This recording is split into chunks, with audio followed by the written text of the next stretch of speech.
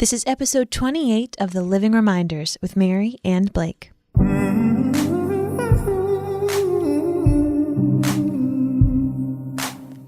From Providence, Rhode Island, welcome to The Living Reminders. It's a podcast dedicated to the leftovers on HBO. We're still here and so are you, so let's chat with Max Richter.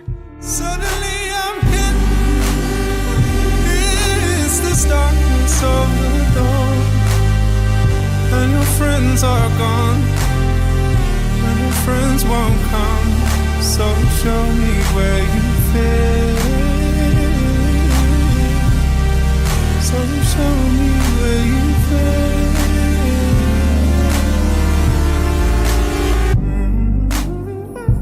fit. Hello, everyone. I'm your host, Mary Larson. My name's Blake, and I have been so excited for this interview. Do you know that we've actually been working on this interview since halfway through last season? And I think we said we wanted to do this. Correct. The moment we saw and heard Max's work.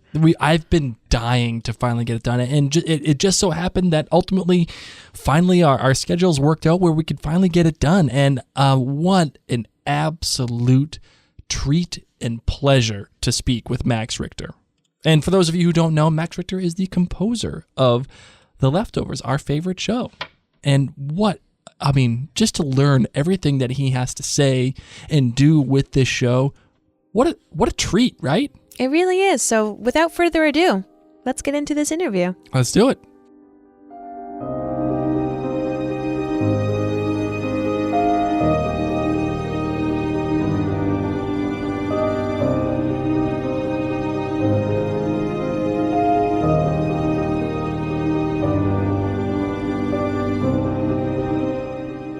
Joining us today is Max Richter. He's a German-born British composer who's been an influential voice in the post-minimalist composition and in the meeting of contemporary classical and alternative popular music styles since the 2000s. He has 7 solo works, including Memory House and Sleep, whose music has been featured on television, and on films such as Prometheus, J. Edgar, Need for Speed, and To the Wonder. But we all know him as the composer for our favorite television show on HBO, The Leftovers. Max, thank you so much for joining us on The Living Reminders today. That's no problem. It's a pleasure. How did you hear about The Leftovers, and how did you link up with Damon? I got a call from my agent saying, these guys have been in touch, which is, the sort of usual way. And basically, I think Damon had known my records for some years and been sort of fond of those. And at the same time, Pete Berg, the exec producer and director of some of the season 1, had been to see a show on Broadway, a one-man version of Macbeth, which had used my music. So they were both sort of had me in their brains. And then they sent me the script. And I thought the script was, just the best thing I'd ever read, basically. I was just like turning the pages, it was just fantastic writing. So, it was really just in a way, a very easy decision, having then chatted with Damon on the phone, and we got on really well. He's, super smart and just a very thoughtful guy, and also very, very into music. So it was, it was just a no-brainer, actually, to do the show. Can you talk about some of the early conversations that you had with Damon about was it like about tone or what you wanted to propose to him? How did that go about? Well, he had certain pieces of mine which he was sort of in love with, and they'd been using in the temps. And that's always quite interesting. A lot of composers struggle with, temp score, which is where, the editors are using material to sort of give them some assistance with the editing and the pacing of the thing. And, people struggle with that, because they feel like their freedom is sort of being restricted. But in my case, I find it quite useful because, directors and filmmakers are not musicians, and it's a way for them to just indicate the kinds of things they like.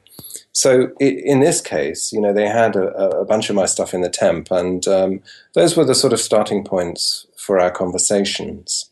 And we spent a lot of time shuffling things just back and forth and, just sort of getting the right colors and the right palette and the right sort of tone for the thing.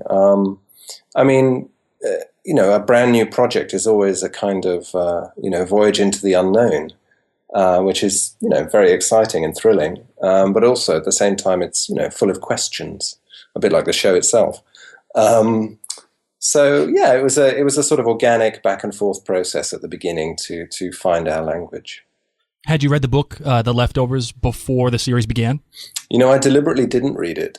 I thought about reading it, but then I sort of felt I wanted to come to the material, without any preconceptions, to sort of discover it, along with the audience. Obviously a little ahead of them, but. Had you ever scored for television before? No, it's the first television thing I've done. Ooh, how exciting! How does the television process differ from, like, I know you've recomposed or rearranged the Vivaldi, and it's gorgeous, by the way. What's that process like for television in comparison to rearranging? Yeah, well, most of my work is actually, making my own records and doing concert music. I sort of spend my time composing absolute things, ballets and operas and all sorts of instrumental music and making records. I mean, that's the sort of center of my life. And I do write for film as well.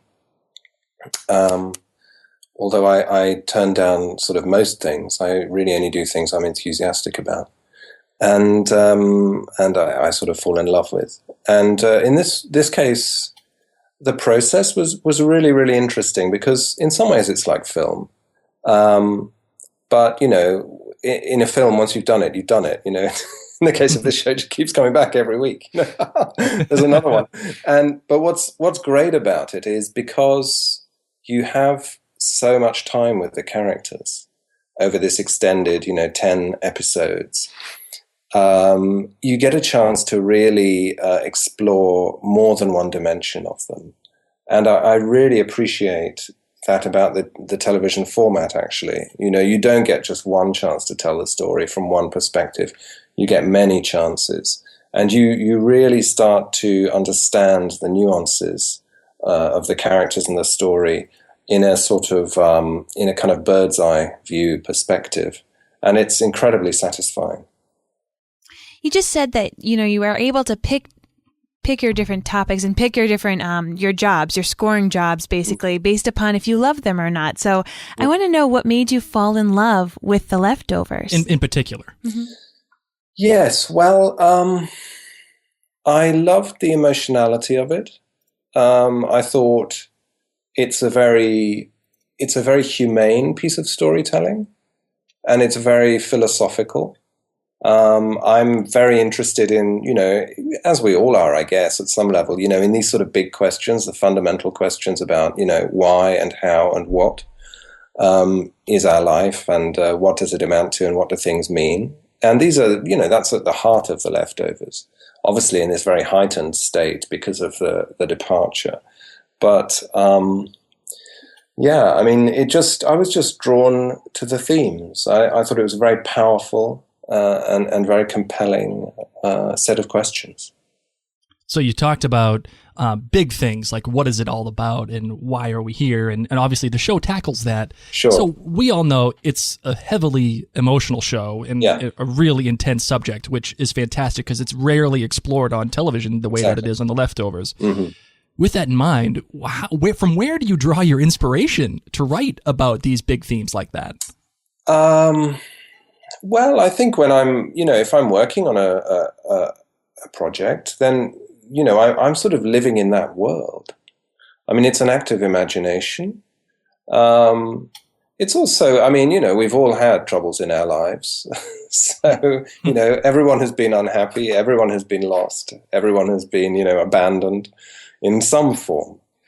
So, we all have sort of echoes of these experiences. And I think that's one of the reasons why the show sort of speaks to people quite deeply, because it finds a sort of a mirroring a little bit in our real lives. But, from my point of view, when I'm writing the score, I'm with the characters. I'm in that story.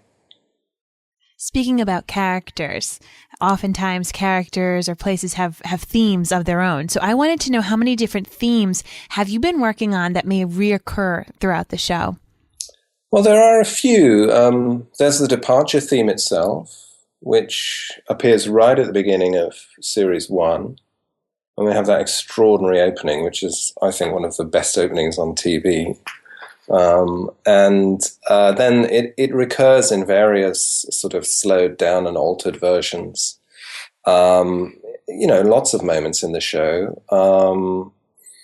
It also, it's rearranged in different ways. Then there is a sort of, this is something which isn't so much in season 2, but there's a sort of holy music, which Wayne had for a while. Then there's a kind of big orchestral sort of requiem cue, which again starts in episode 1 of season 1, where Tom is under the water in the pool. Another amazing piece of cinema, amazing piece of image making, I think, and storytelling. So there are a few that come around. We've discussed, your inspiration to write about the emotional part of the show and the heaviness of the subject. But then we also discussed the themes themselves. But what is the process? How do you decide what you're going to write for each particular character or each particular theme? Is it something that you just start from ground up and then decide as you're going, or how does that go about? Well, it's a mix. It's a sort of a mixture of lots of theories and best intentions and planning and happy accidents and chaos, you make material which you think will work for a situation and has a sort of potential to grow and expand and be developed. And you sort of happily sitting there with your piece of paper and a cup of coffee and feeling very happy. And then you put it on the picture and it's just like, no, that's not it at all. So, it's that sort of very nice sort of organic, it's like a sort of composting process, lots of material is sort of fed in and it seems to find its own way with the images. It seems to connect to the images, sometimes in ways that you expect and everything goes to plan, and sometimes in very different ways. And, bits of music which are intended for one situation end up being speaking to another situation much more beautifully. So it's really a fascinating puzzle-solving activity. Have you ever written a theme, like maybe even for The Leftovers or a film that you've done, where you get it on screen, you look at it, you go, oh God, no, that was the worst choice I've ever made? Well, that happens most days. Does any character or theme feature distinct instruments that aren't typically used? Well, the score, generally speaking, is made up of instruments with a pronounced sort of decay in the sound. So instruments which don't have a sustained tone. So that means things like, a piano, celesta, little bits of percussion and stuff. And in a way, that's a sort of hint, really, within the texture of the music that this is all about things disappearing. So it's not obvious, but I like that idea that somehow the very fabric of the music, not only the notes, but the actual physical properties of the music sort of mirror the image of the great theme of the show. Beyond that, there's an awful lot of piano. And piano is my instrument. I also think it has a kind of a simplicity and naturalness, which is appropriate for this show. But the piano itself is not an ordinary piano. It's a piano which has been muted with lots of felt inside it. So it sounds very dark. So in a way, it has a kind of a transparency, and it lets you sort of see the story and hear the story, which I think it works in this context. Wow, hearing that about the piano with the felt and making it much darker. Yeah. I actually really like that. That's really cool. I obviously I don't have the trained ear that my wife has, but because she's a musician. But is there any other instruments that you've used in an atypical way, in a sense, the way that you use the piano with the felt? Yes, I mean there's a whole recurring sequence of orchestral material, which happens in sort of moments of anxiety and tension. And this is a string orchestra which has been processed via a bunch of sort of guitar pedals and distortion effects. So it sounds like a sort of fuzzy, droning sort of landscape. But we made that actually with a string orchestra. So, it's a sort of, there are things like that which are sort of subversions of the normal. And I think you sort of feel the fingerprints of the original sources in there. So it's sort of both, familiar and unfamiliar. And I think that suits the material.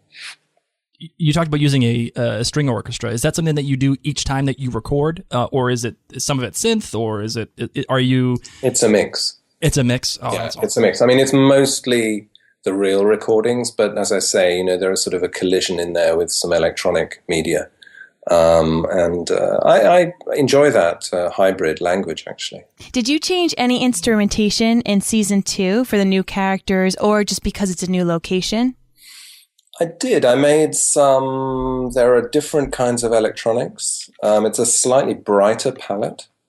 And also there's some, it being Texas, I had to do some slide guitar things, which I thought would be fun. And there are very few of those. There's, I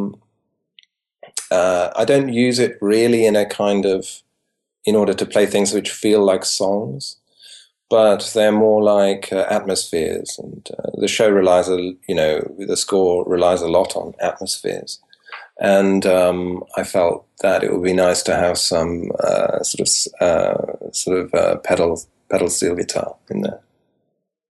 A lot of our fans have been very excited that we're going to be speaking with you, and they've been mentioning different moments that have been their favorite, or different songs of yours that have been their favorite. But we want to know if you have a favorite moment that you've scored for the show. There's a few, There's a few. I mean, let's see. I mean, the swimming pool sequence at the opening in series 1, that's an amazing sequence, I think, and that's the first of these big orchestral numbers, which I loved. There's the Matt and Mary sequence, the first time we really meet them, and there's a sort of string quartet moment over those, which I think is really, it works really nicely. There's the Laurie Didn't Forget sort of lighter cue, which is just sort of a heartbreaking scene, unbelievably a heartbreaking scene in season 1. There's so many, the thing about this show is it's full of amazing images and I have to say, incredible acting, beautifully directed and amazing acting. And, there are just lots and lots of moments I loved scoring. I think when you can tell a show is really succeeding is when the music helps define the show itself. In particular, in Lost, I read a bunch of articles where Damon wrote certain scenes with Michael Giacchino's score in mind. Sure. A lot of people are feeling that way about you and this show, that your score is helping define the show in a lot of ways, and it's the reaction is overwhelmingly positive. In fact, I have it on my iTunes. I was listening to it right before we spoke to you. Okay, great. Did you have any idea that people would like it so much the way they have? Well, not really, to be honest. I mean, I think the thing is, whenever you're starting a new project, you really have, you have lots of intentions and ideas, but you really don't know what it is you're making or how it will go until you've made it and until it's in front of the audience. until then, it's really all theoretical. And, we felt excited and we felt like we had something when we did the first season. I think we did. I think there was a buzz. And, I think that continues. I think there's a lot of excitement and a lot of sort of, sort of good creative vibes in the team. So, I guess we're doing something right.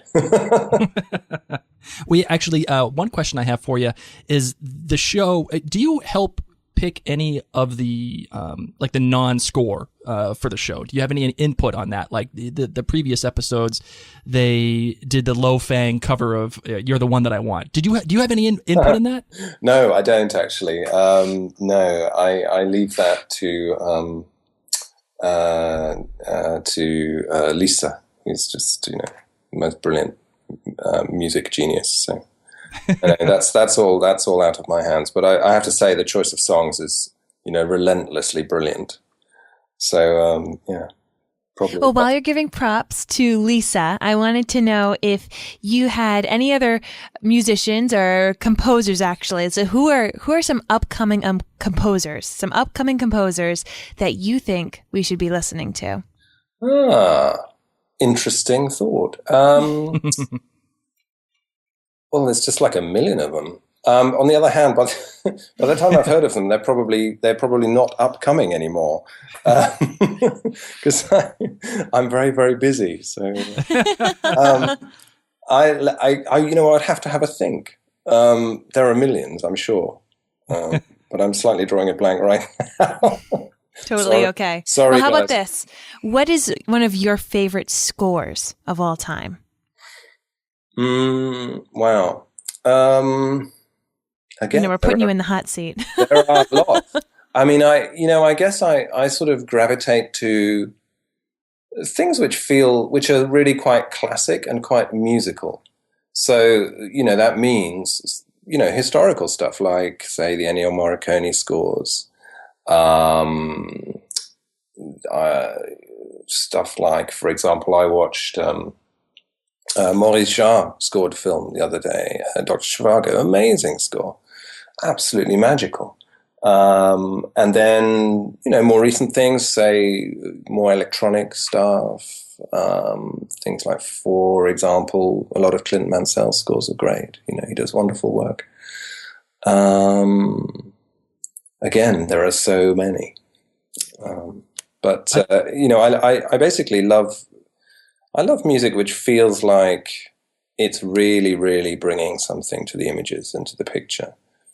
So, things which are thematic and can kind of stand on their own. I loved Clint Mansell's work on The Fountain. Have you ever heard that? Yeah, he does great things. He's very creative. He's great. And the other one I really like too is Daft Punk for the Tron Legacy soundtrack. Okay, no, I don't know that one. So. Oh, if you like electronic, and I know you do, you got to listen to that one. Okay. They did a great job. Yeah. But it just makes you feel visceral when you're listening to it. Sure. And with that in mind too, when people are listening to your score for The Leftovers, or Leftovers in particular, or any piece that you've done. What do you want the viewers or your listeners to feel when they hear your music? Well, in the case of a score, I want them to feel the story more strongly in the what's going on the screen. I want them to be absorbed and transported. I'm not sure I really want them to hear the music, to be honest. I want the music to sort of. I want them to inhabit the music, but without knowing that they're inhabiting it. That's the sort of that kind of alchemy we're looking for. Mm-hmm. Of course, it's nice if people are aware of it and hear it. That's great. But, I want them to feel like it's part of the texture of that world. Well, you're doing a great job. A lot of the composers that we listen to, Blake and I, because I'm a musician especially, we really paid a lot of attention to the music and the shows that we watch. Sure. And the way I feel about yours is that it's a second location for me. It's not just, New York or now Miracle, that your score for this show, it doesn't jar me away from what's going on. It's another location for me. So I really applaud you. It's working. Oh, well, that's a very nice way to think of it, actually. I mean, I sort of feel in a way that music is a place, you know, each piece of music is its own sort of place. And that's great to hear you say that. Have you completed the recording for season 2, or are you still tweaking things, working on them? We're very close to finishing. Very close.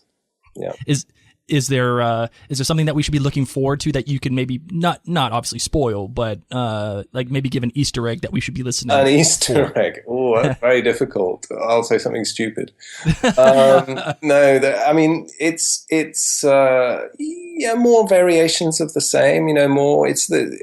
There are no. I don't think there are anything. No Alp horn solos. You know, there's nothing. There's nothing that's going to feel dramatically sort of from another world. Max, thank you so much. You know, we're really enjoying it, and we're excited to see what you have in store for us for the rest of season 2 of The Leftovers. I want to know, outside of The Leftovers, what else do you have coming up for yourself with your music? Well, I'm right in the middle of sort of touring a big project of my own called Sleep, which is an 8.5 hour long overnight piece, which we've been playing live, and that is quite the project. It sounds like it. What's the instrumentation for Sleep? Sleep is strings, vocals, and a lot of computers and pianos and all of that. So yeah, it's quite a big one to get going, and it's quite. I mean, it's a thrill every time we get through it. Honestly, you know, the morning comes and we're just really relieved. Are you conducting this thing, or do you have a conductor for you? No, I play the piano and all computers and synthesizers and all kinds of things. Wow, you must have a lot of coffee. We go through a lot of coffee. That's what we do. You must have really strong hands too. That's right. Yeah, it's oh a my marathon, word. basically. Max, where can our listeners find you, either on social media or a website or anything like in that nature? Yes, the website is Max Richter Music, and Twitter and Facebook are the same, Max Richter Music. And yeah, that's it.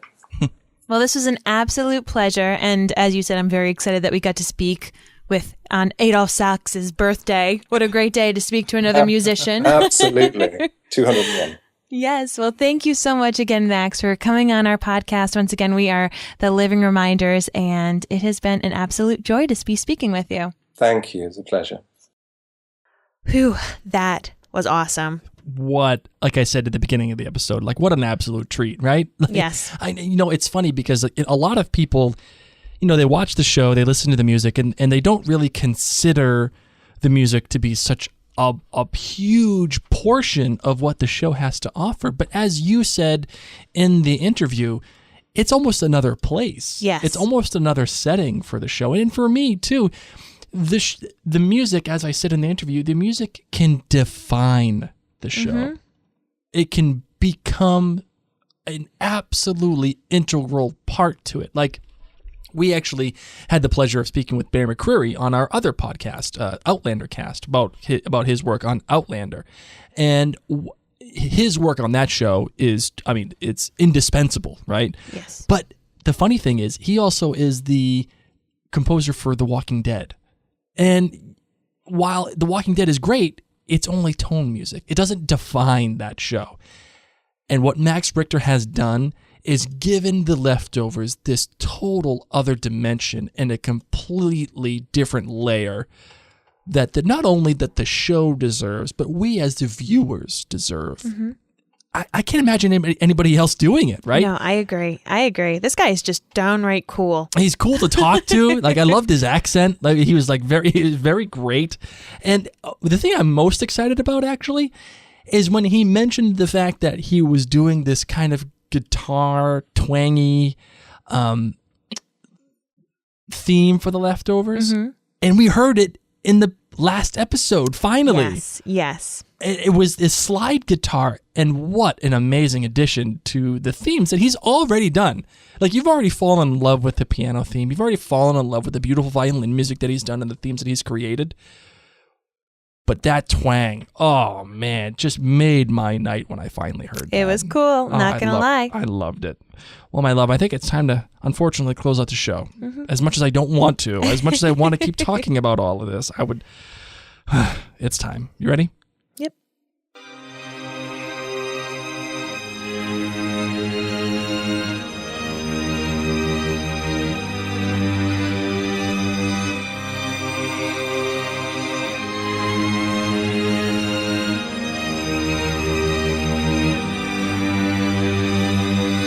Please reach out to us on social media. You can find us on Facebook, Instagram, and Twitter. Our handles are all the same. It's Living Reminders. And if the social media isn't enough for you, you can always get us at livingreminders@gmail.com.